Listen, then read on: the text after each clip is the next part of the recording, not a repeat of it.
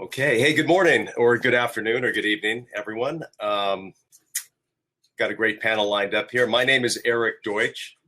If you want to find me on Twitter, I'm at Eric Deutsch, which is E-R-I-K.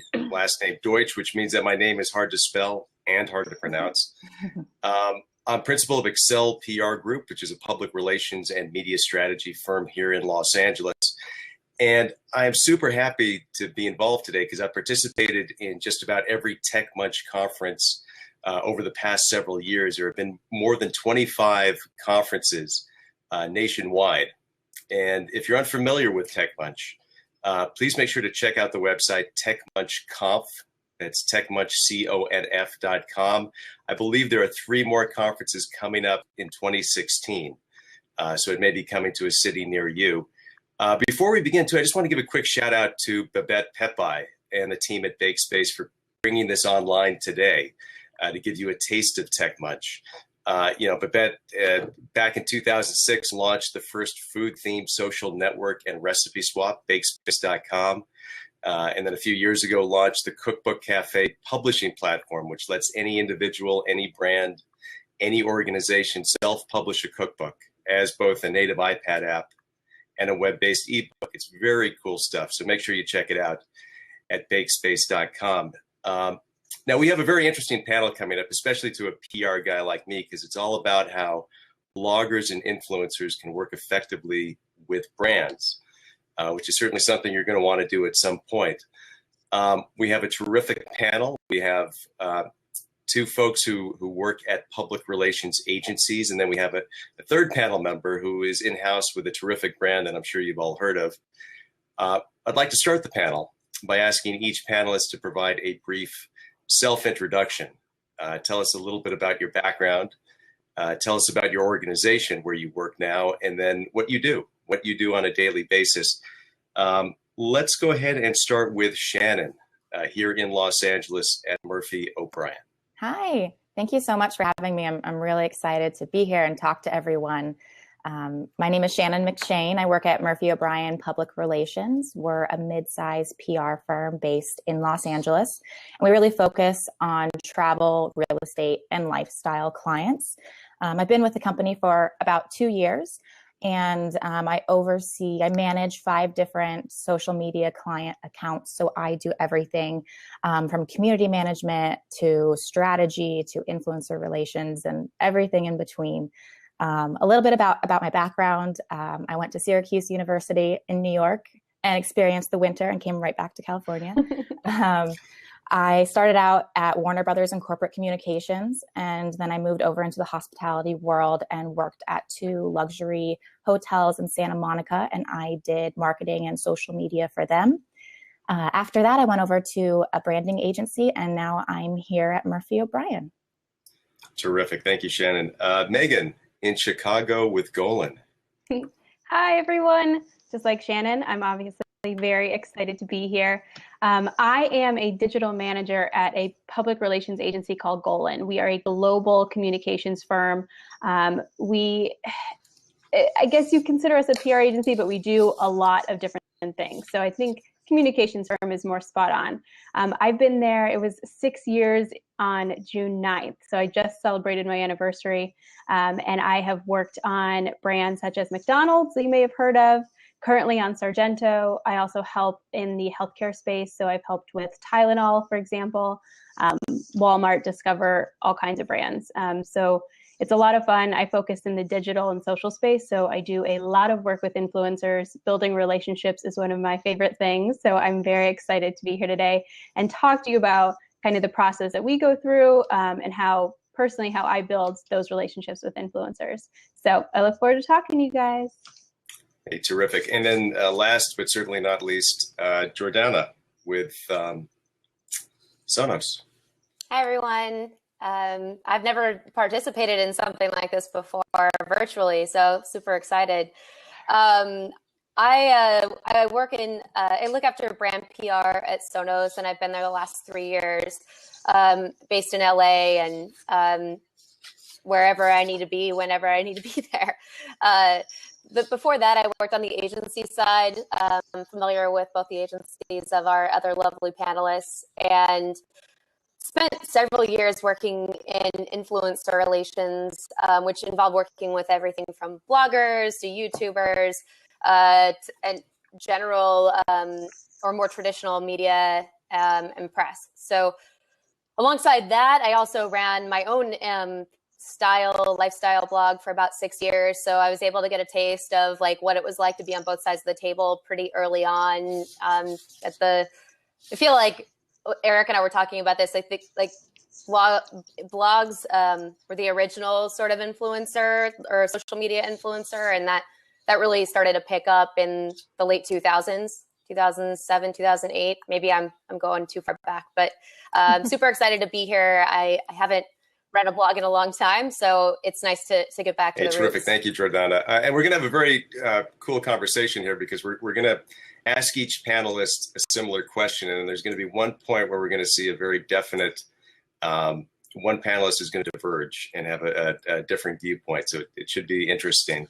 Oh, who's it going to be? We're going to find out. I'm nervous. How can a blogger or an influencer get on your radar? What is that process for you to become aware of this individual and to want to pursue and build a relationship? So at our agency, we actually have a dedicated individual who will search for influencers, and that takes a lot of time. So we always love it when bloggers or influencers reach out to us directly, whether it's just a general email to the agency or reaching out to somebody in particular and letting us know that, hey, I'm an influencer. I work in food, or I do travel.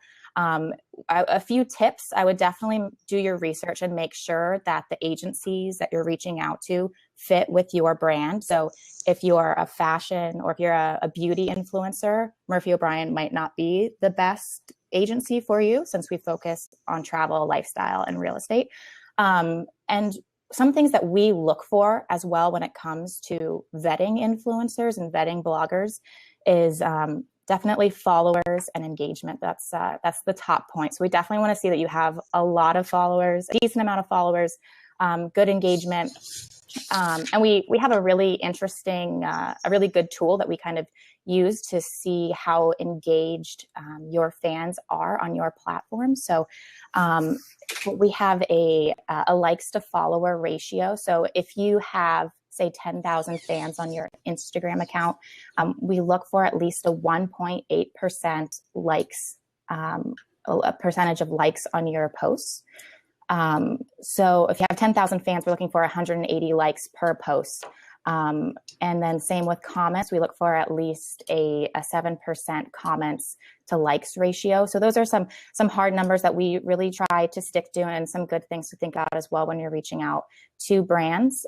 But in terms of the initial outreach and sending an email to us, the more information you can provide, the better. So if you can say, here's obviously links to my work, I get, 2% likes to ratio on my posts, and I get, 10% comments to likes ratio. That's really important for us. So basically, the less work that we have to do on our end in order to research you and see if you'll be a good fit for our brand, the better. We also look for quality of work. So we want to see that you have really great pictures. We want to see how you've also worked with brands in the past. That's really important. If you've worked with previous companies and you've done big campaigns for them, definitely show us that, provide us case studies. So in the initial outreach, as much information as you can provide for us, the better. And we love hearing from you. It's less work for us, and that's always a good thing. Hey, terrific. Thank you. That was a really comprehensive answer where you touched on metrics as well, specific metrics. How frequent or infrequent is it that a blogger influencer will actually reach out to you? You don't have to go out and find them, but they approach you about a specific opportunity. Yeah. Does that happen? It does happen, not as often as we would like. We would love if influencers and bloggers reached out to us more often, again, because it just makes our job easier. So feel free to email me after this.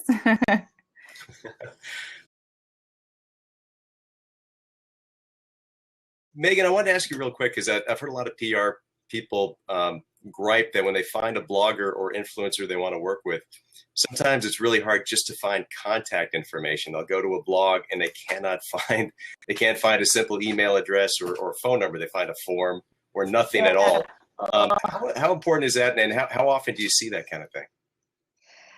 So let me see. There's a current campaign that I'm working on for Sargento, and I probably reached out to about 10 influencers, and I'd say maybe 70% of them I was able, so 7 out of 10. I don't even know why I use the percentage. I was able to find an email. And personally, I love finding emails because I feel like being able to draft an email and share the campaign with you makes it so much more personal than just filling out a form.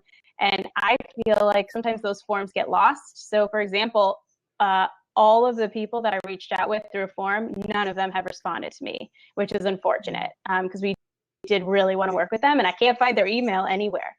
So if you can put your email on your blog or on your channel, that's preferred. Gotcha. Well, I would have missed the opportunity. Yeah. Okay, Jordana, now you have perhaps a different perspective. You represent the in-house marketing and PR professional. How does a blogger or influencer get on your radar? Man, well, it's definitely changed over the years. I think we've all become a little bit lazy, to be honest, as consumers. Like there was a time where there was a whole set of blogs that I would go look at almost every single day. And even when I look at those blogs today, Mashable was once a blog.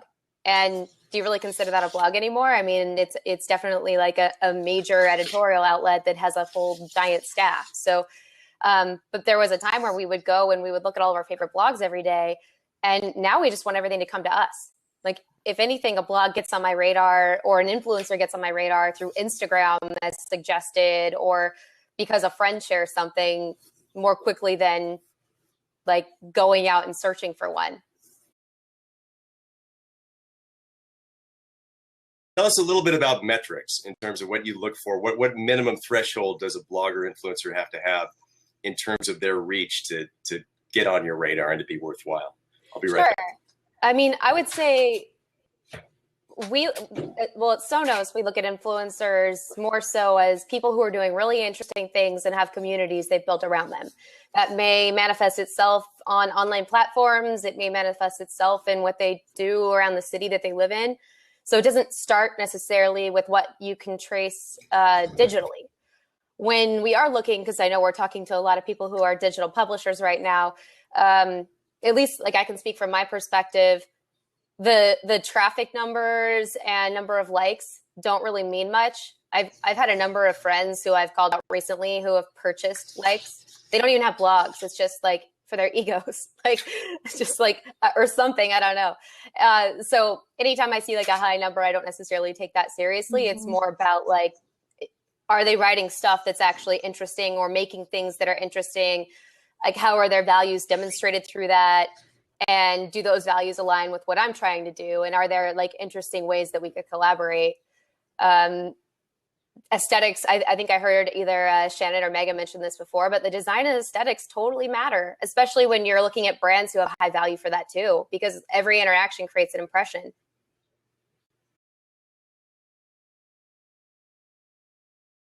And roughly how many bloggers and influencers are you working with at any given time? Is it a huge number, or do you really try to drill down and focus on a few key people? Well, I think this is a hard question, and we were riffing on this a little bit yesterday, but it's not like a set number. I come from an agency where I used to build and run influencer programs, like to help brands do interesting things with bloggers. And now it's more so, if we have like from a brand perspective, we're Sonos, at least, we're making interesting things like creating exhibitions in Sonos Studio London. There was a sleepover that we did that was curated with a full night of music that was meant to like ease your sleep. And the stuff we're doing is hopefully appealing enough to the different audiences and influencers we want to work with where they get something out of it too. I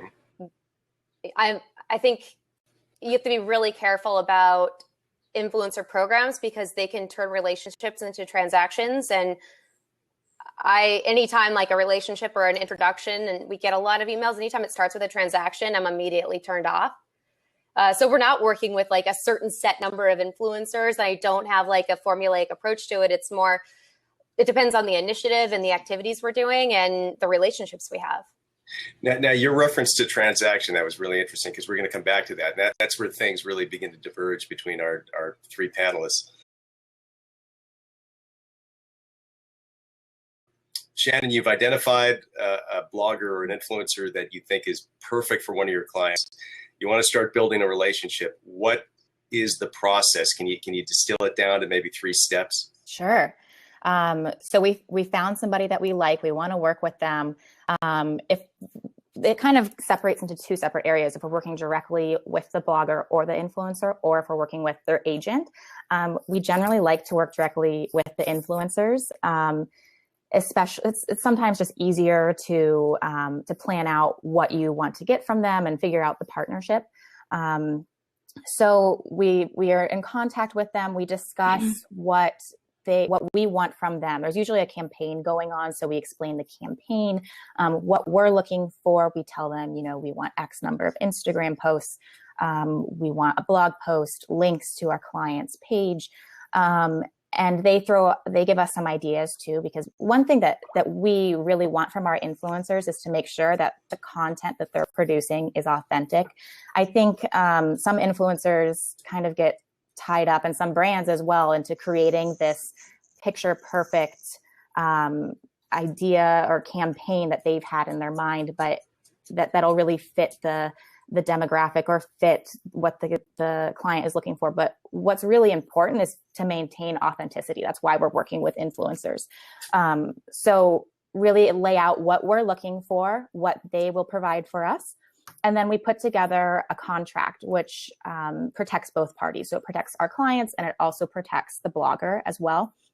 And we lay out everything that we are asking of them, along with a timeline, along with all the hashtags. And then we also include what our client is providing to them. Both parties sign that, and we're pretty much good to go. One thing also that we always include in our contracts is a note about complying with FTC regulations.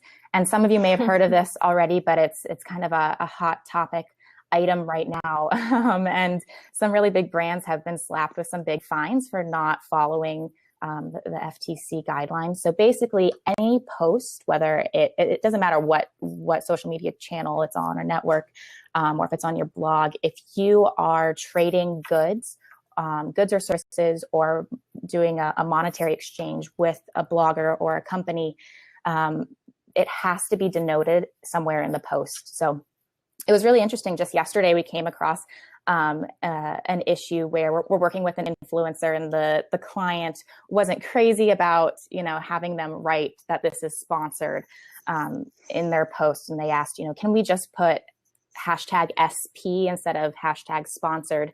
And the FTC has a bunch of guidelines that you can look into and are pretty easy to understand, but it says that you need to clearly denote that every post is sponsored or paid for. And you can be charged up to, I think it's somewhere like $16,000 per post if it's not included. And it doesn't happen all the time. You'll see posts all the time that don't say that they're sponsored, but it's something to keep in mind. Because, interesting point. You had mentioned yesterday that if so long as a marketing agency or a PR agency or the brand informs the blogger or influencer that they must do that, then it's incumbent on the blogger influencer to do it, and they're the ones who will be held responsible, which I thought was interesting. This is always the big question. It's interesting because since we have so many amazing hospitality clients, luxury hotels all over the world, we're a little bit unique in the sense that we can work with bloggers directly on partnerships. So a lot of them will want to go spend a weekend in Hawaii or down in Cabo. So for those types of partnerships, there's no monetary exchange. They get a complimentary stay or some drinks and a spa treatment as well in exchange for doing these posts. But it's a bit different when it comes to our CPG clients and lifestyle clients. It really depends on what the client is looking for, the scale of the campaign. But I would say typically currently we've received requests between $2,000 and $6 for influencers to do a campaign for us. Megan, how about you? If you could encapsulate real quickly, just maybe 3 steps. What happens once you have identified a blogger or an influencer that you want to work with? What happens from that point forward? In 3 steps. In 3 steps. Goodness gracious. Okay. I have a call with them, walk through the program. We sign the contract. We start creating content. Okay, that was concise. That's difficult. But yeah, I mean, a lot of what Shannon said is exactly how we go about it as well. Actually, just yesterday, I had probably an hour-long phone call with an influencer about an upcoming campaign for Sargento. And I mean, most of it was about the campaign, but then I think 20 minutes of it was about just life and travel and her family and that kind of stuff. And that's what I love. I love being able to speak with the influencers directly and really get to know them, because while yes, I guess if they're being paid, I guess, yes, it is a transaction. It's also a relationship. And that's important to me and to all the brands that I represent. So I loved that we got to talk for so long and I really got to know her. And the campaign I'm working on with her is through the end of the year. So the fact that it started off so well, I think is a really good omen for the rest of the year.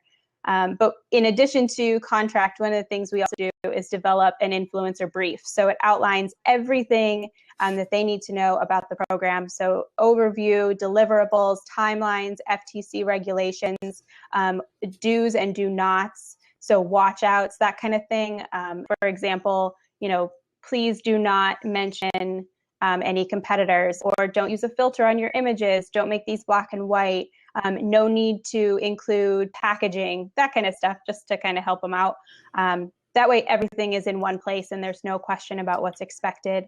And then from there, we just go about kind of ideating on topics and content and go from there. To what degree do you review the content, or do you review the content before it actually gets posted? Is that part of the agreement? Yeah, generally it is. And most of my clients, it's really just a review to make sure there aren't any brand errors, or, Tylenol, for example, is not a food or, travel brand, but they are a healthcare brand. So for us, we have to review it just to kind of, make sure we're all good in terms of any pharmaceutical or healthcare regulations. But really, it's just a quick review from the client to make sure we're all good. We would never change the content. We would just make, recommendations if necessary. Gotcha. First rule of PR is do no harm, just like medicine. Well, yeah. What about in terms of budget? Can you share even a general idea of what kind of money we're talking about? Yeah, so I won't talk specifics or brands anyway, but I've done everything from similar to Shannon. We have paid for, conference tickets or hotels or airfare if we want an influencer to represent the brand at a conference. Anywhere to, I've gone up to 16,000 or higher before, but that is for longer campaigns. So that's not just per post. That's for longer campaigns. It depends on what we're asking of them. Is it just hey, can you promote this product, or can you create content that has our product in it? Right. And it depends on the length of time, all of it, unfortunately. The other way we work with influencers is similar to like the way we would work with an artist. So if they're doing something interesting and they have shared values with us and we want to come up with something cool to do together, then that's sort of where it starts. It never starts with like a money conversation or a, hey, like, let me like pitch you a paid opportunity. It's more so, and I think a lot of brands have the budgets and like priorities where that's the case. But for us, it's more about like, how can we meaningfully partner and contribute to what we're making together. Gotcha. So it's a little bit different type of opportunity for bloggers and influencers. Yeah. The way that we're working with influencers is more so on a cultural level. So different artists or chefs and creative types who have a strong community in New York, because I would rather work with like a killer chef like that has a packed restaurant every single night with like high demand to get in there than someone who just like then I don't know how to explain it, than just like a blog that has a bunch of sponsored content on it but yet has like high traffic and high engagement. So I think there are like some more like qualitative measures that, and having been on the agency side, you don't always get permission to embrace those. You often get held to metrics that require you to build in everything possible so that you deliver to the client. Oh, nice. Someone's representing New York. I just got a pop-up on my screen. But we don't hold ourselves to specific metrics because there's a lot of instinct involved.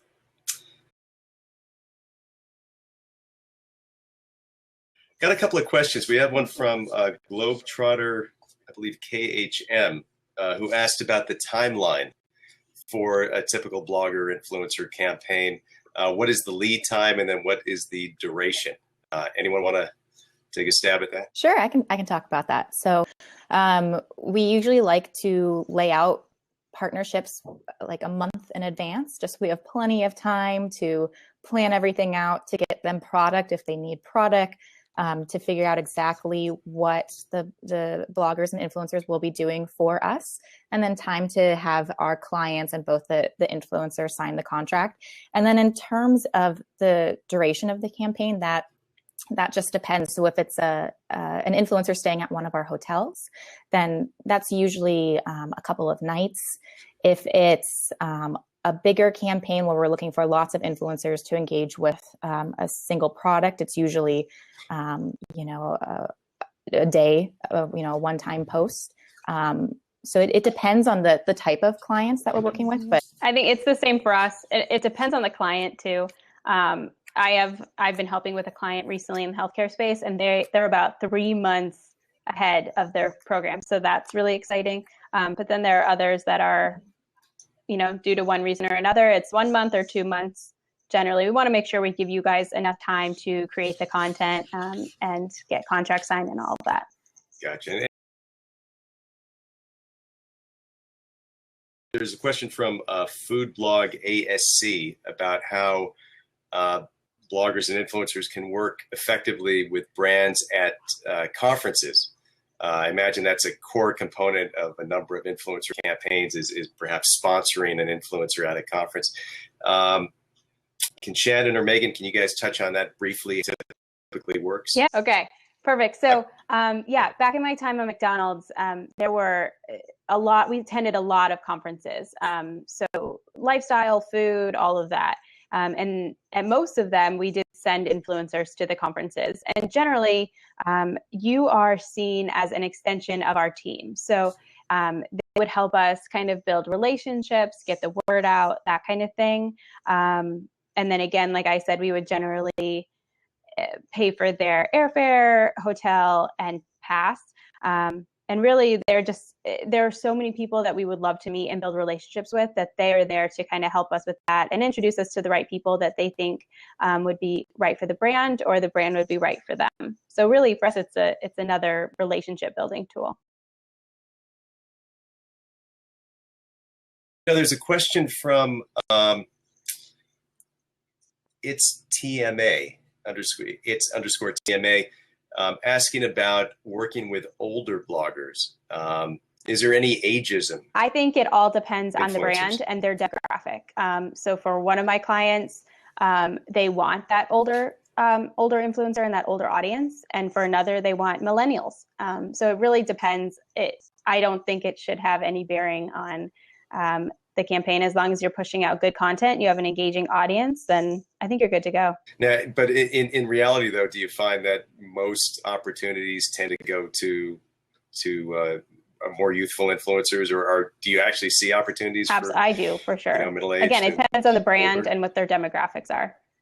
So like, for example, Sargento does skew a little older. So for us, working with a millennial wouldn't make sense. We would want some of that kind of older crowd. I agree with that as well. I think it really depends on the demographic. It's interesting though. Sometimes, for a few of our clients that are luxury hotels and are on the more expensive side, sometimes the younger influencers aren't the best fit. That we want to reach a little bit of an older demographic that is has more financial independence and can afford to stay at our clients' properties. So it really depends. It is interesting though, because I know each channel has kind of a different key demographic, and Instagram and Snapchat tend to skew a bit younger, whereas Facebook's a little bit older. But it's always nice to see when we have an influencer that can span multiple platforms and reach multiple demographics. We do have another question from Sparkling Lala. Wants to know how do, and this goes for in-house and for agency, how do you guys handle a blogger influencer who simply does not deliver? I'm happy. I can wait on that one, but I have kind of a lame answer because I don't do contracted things with bloggers and influencers. I think it's more so like if my team and I put a great experience together for someone and they end up having a terrible time and share that, then that's how it is. It gets a lot more tricky, I think, when you're talking about contracted work and people not following through with what they're paid to do. And if I were to hire an influencer and they didn't deliver, I don't know that I wouldn't necessarily like blacklist them, because people are human and like sometimes it just doesn't work out and there are always risks, but I would definitely hesitate doing any further business with them, like any relationship. Makes sense. Shannon and Megan, given that you guys are actually doing the kind of contracted stuff and you have clients that you have to answer to, do you guys have a process in place for dealing with influencers who don't do what they say they're going to do? No, fortunately for us, we haven't run into that situation, and hopefully we won't. We try and go through a very thorough vetting process, and part of that is seeing what influencers have worked with brands in the past too, and their type of work. So we try very hard to make sure that never happens. Like Jordana said, it's there's a lot of factors that could play into, when an influencer agreement goes wrong. So it could be on the influencer, it could be on the brand. There's a lot of different factors that go into it. But we try at all costs to make sure that doesn't happen through our vetting process. What about trends? We talked a little bit, I spoke to each of you briefly on the phone earlier this week, and some of the trends that came up included the shift in how a number of bloggers and influencers now don't represent themselves. They actually go through agents, or they're part of networks. What other trends do you guys see happening that affect I'll speak to that agent one, because I know I brought it up together on our call, and that is definitely a trend that I have seen, is influencers working with basically talent agencies, just like any other content creator would, which I do think is fantastic, because I think running your blog or your brand, if you will, is a business. But at the same time, it has really bummed me out, because like I said, I love building those relationships. And for me now, I have a handful of influencers that I've actually never spoken to. They are creating content, and great content, mind you, creating content for our brands, but I've never spoken to them. I've only spoken to them through their agent, which does bum me out. And their agents are wonderful. I love them. They're nice. But I love that personal conversation I can have with them. So even if you do get an agent, if you are willing to talk directly to the brand, I think it would make a really big difference. It's really interesting, because we've seen kind of a shift in people being really excited to work with influencers and wanting to work with somebody just because they have a ton of followers, to asking, well, what's the ROI on this? Am I going to see direct sales from working with an influencer? Why should I be spending, thousands of dollars on this person? So that's been a question that we've been getting. And for us, it's influencer relationships is really all about engagement and engaging with a new audience and brand awareness and bringing our clients to the top of mind of our influencers followers. So we try and position influencers in that sense. We want to make sure they're a good fit with our brand, with our clients' brands, that they're providing value in terms of engagement. And that's really where those ratios that I mentioned earlier come into play. But there's been a lot of buzz about that. And anytime an influencer can help prove their value when they reach out to us, that's really awesome. Mm-hmm. What are some of the key performance indicators? I know we've touched on it perhaps throughout the conversation, but what are just a few of the main ones that you have to show to a client? What are those? Really big on working with Instagram influencers. So really seeing that engagement both on the posts that the influencers share, and then also increase in followers on their own handles. We love to see shares. Those are the most important forms of engagement for us. So on Instagram, that's when you'll leave a comment and tag a friend on it. That's considered a share. So you're basically having a friend tell you about a really amazing influencer, a really amazing product or place. And that's really important for us. When it comes to other clients, we love to see direct traffic referrals too. That's really big too. So okay, so engagement will trump reach. I'd say my closing thoughts is be true to yourself. Don't reach out to brands just to build relationships or reach out to them. Make sure you're reaching out to brands that are authentic to you and authentic to your audience, or will have a negative impact. If it makes sense, then the brand would be 100% down to work with you as well. If we talk to you about our campaign and you say, oh my gosh, this would be perfect, I have this great idea for this, we love to get your input.